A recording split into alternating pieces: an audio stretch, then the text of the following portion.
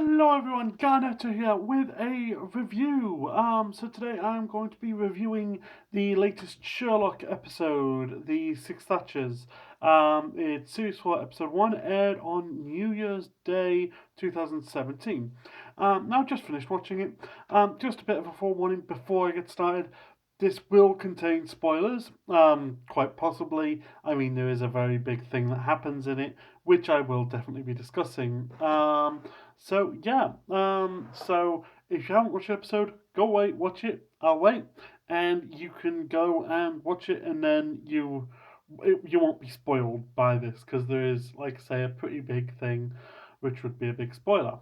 Now, assuming that you've gone and watched the episode now, I actually really liked the episode. I have only recently became a Sherlock fan. I say recently, it was like over a year ago, but it was one of those ones where there's not been a new series for like 3 years, so I count as a new fan, I think, here.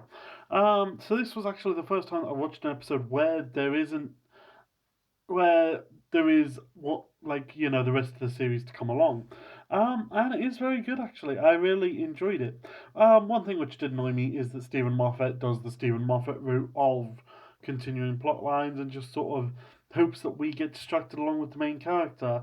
I did feel a bit disappointed. Well, not disappointed, but uh, you know, they didn't really address the Moriarty situation that much. They mentioned it quite a bit, but they never actually covered it. They never had any discussion about it. It says that Moriarty is dead. It could potentially be a We Are Robin Hood, Moriarty's apprentice situation, something like that. I would have liked to have some hint to go off of, and other than Sherlock's line right at the beginning about he's dead, but he knows what he's up to, it didn't feel like that was given, really. I don't feel that there's much to really go on the Moriarty thing. Of course, I've only watched it once. I'll probably come up with some sort of theory over the next week when I rewatch it. But yeah, that did feel like a bit of a disappointment that there wasn't anything to go on there. Of course, saying that, we also still don't know how Sherlock survived the fall. So yeah, what's to be expected? um, I was very.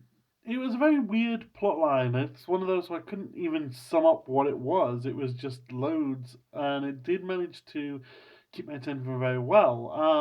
It was very intricate. It tended to hop from one thing to another very well, to be fair.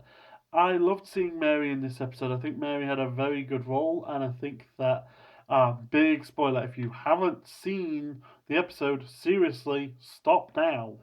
I think that her death at the end was very, very big. I loved the way the death was done. It felt very real, and I can't wait to see how that affects the show. How that affects series 4. It does seem to be very big. I mean, obviously we've got John's reaction to it is incredible. We've got Sherlock still obviously having that massive guilt there. I do think that it was a fantastically done death, and I can't wait to see the ramifications of it. The plotline itself, like I said, managed to keep me interested, but it didn't really hop out as special. Although learning more about Agra and Mary's past was good. Um, I've got to admit, I think that that's obviously going to be quite a big part going forward as well. But it is sort of, it was a very well done thing. We still don't know everything about Mary's past, obviously, but we got enough to give us the general picture. We got the reveal, but we didn't get the details, which I think is very good. I think that Stephen Moffat tends to be very one way or another. It's very hard for him to sort of get that balance, but he did in this episode very well. So yeah, so I can't wait till next week's episode. If I have to give this one a rating, it's still very tricky because of that shock factor. I mean, literally, as I'm recording this, it's 10 on my phone. Literally, just finished. This is the first thing I've done since doing it. So the shock factor is still there, and a lot of it depends on how it's dealt with next episode. But as an initial thing, I'm going to say it was about a. Oh, 8 out of 10? Yeah, 8 out of 10 seems fair. 7.5. It's a sort of low 8, but it's still 8 out of 10. I think that they did it very well with what they did. I think that Mary's story was done well. I think that it was a well written episode and it did draw you in, even if it wasn't spectacular, and even if it did feel like there was some things missing, and even if it was very much, like I say, Stephen Moffat's thing, where he hopes that we get distracted with the main character from what we should actually be focusing on.